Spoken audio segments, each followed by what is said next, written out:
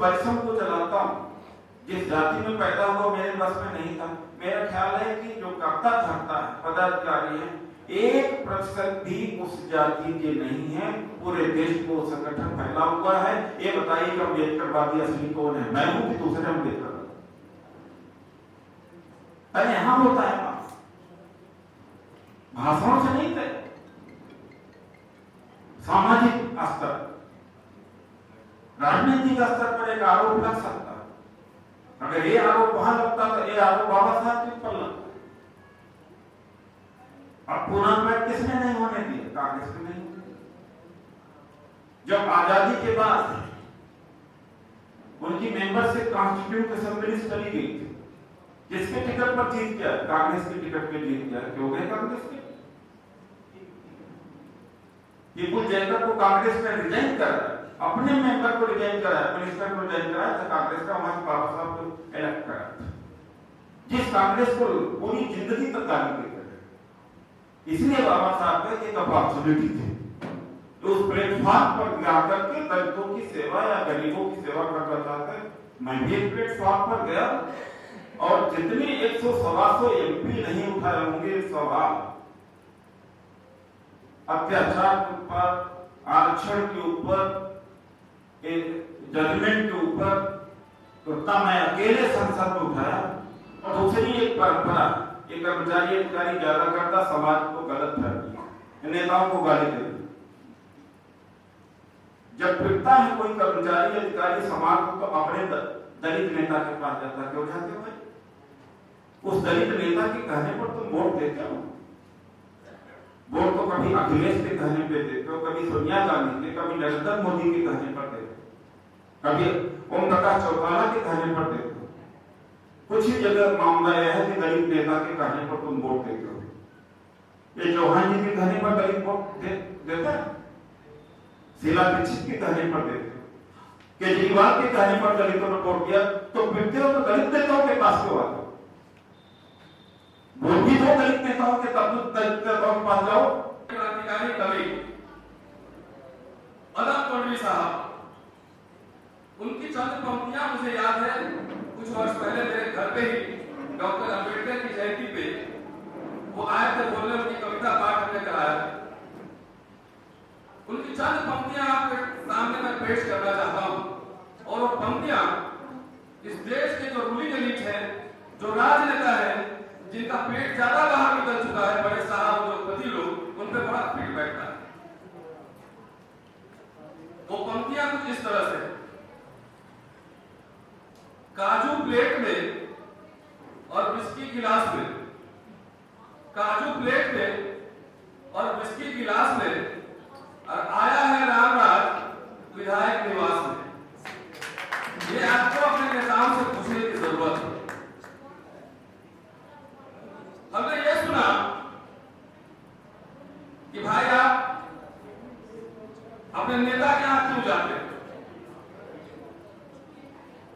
थोड़ा सा आश्चर्यचकित हुआ, थोड़ा अचंभित हुआ कि पूना पैक्ट की चर्चा हुई।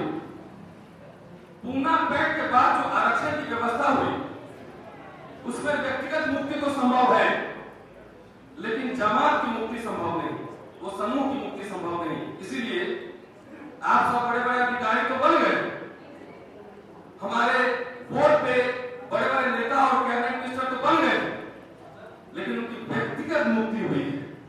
और तो मैं ये कहता हूं कि जो भी नेता है जिस पार्टी में है, जाकर अपने पार्टी के मंच में सवाल को जरा उठाकर दिखाएं, उनका भी वहां दम घुटता है। लेकिन व्यक्तिगत मुक्ति है, वो लाल बत्ती, गाड़ी, कार, बंगला, इसका जो माया मोह है, वो माया मोह घिरे रहा है। एक हमारे अभी नेता है, अभी कैबिनेट मिनिस्टर भी, वो चले थे सदियों दशकों पहले उनके घर में चिराग जलाने, जिनके घर में अंधेरा था, और वो चिराग जलाते जलाते वो अपने घर में चिराग जला लिए, समाज में अंधेरा वही है, माकूल क्या। साथियों, दलित नेता के पास क्यों जाते हैं? क्योंकि आपने काबिलियत होगी तो आप जाके जनरल सीट पर चुनाव लड़ते ना। आप समुदाय के नाम पर आप टिकट मांगते हैं, इसलिए आपकी नैतिक जिम्मेदारी है अपना अहंकार मत पालिए, इसीलिए आपके पास जाते हैं।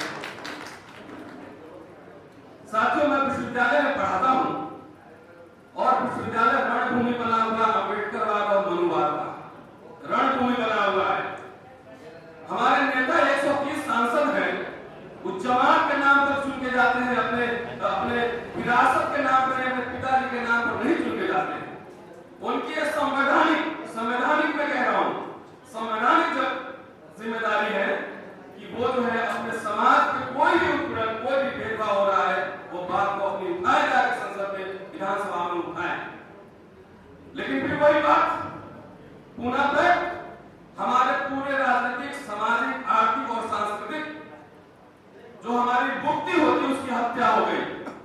और उस पूना पैक्ट के बाद उस आरक्षण व्यवस्था से जो नेता पैदा होंगे वो घुटना टेक और रीढ़ विहीन नेता ही पैदा होंगे। संसद में आवाज नहीं खुलती है। 70 साल हो गए, 130 MP है, प्रमोशन इन रिजर्वेशन अभी भी बैकलॉग है, अपॉइंटमेंट्स नहीं हो रहे हैं, वही नहीं। पिछले 35 वर्ष में 2,85,000 करोड़ रुपए SC/ST कल्याणार्थ वो वापस हो गए, खर्च नहीं किए गए।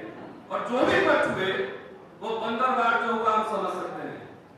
क्या इन नेताओं को, 130 नेताओं को जो SC और ST है, संसद में धरना पे नहीं बैठना चाहिए था?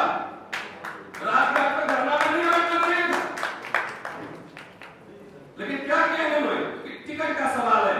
अगर मैं दलित कहते हैं कि भाई हमारे मंत्री बहुत को जानता हूं, मेरे दोस्त यहाँ सेक्रेटरी और मिनिस्टर और MP MLA सब मैं जानता हूं। इनको पार्टी में सिर्फ रखा इसलिए जाता है कि आप दलित का जो कि संवैधानिक रिजर्वेशन है इसलिए आप रहिए, कुछ बोलिए मत, सिर्फ आप फॉलो कीजिए। नहीं तो 70 साल हो गए, अभी भी हम रोस्टर पे अटके हुए हैं, अभी भी आरक्षण पे अटके हुए हैं। अगर ये समाज ये ईमानदार रहता, हमारा पॉलिटिकल क्लास की बात करता हूं कि पॉलिटिकल क्लास अगर ईमानदार रहता तो संसद में आपकी आवाज उठाता तो आपको SC कमीशन की भी जरूरत नहीं, सरकार नहीं चल रहे थे। लेकिन वो कहीं चाहिए क्या, तो DA हवाई जहाज का टिकट, फ्री का रेल टिकट, 5 स्टार होटल चाहिए। इनको समाज से लेना देना नहीं।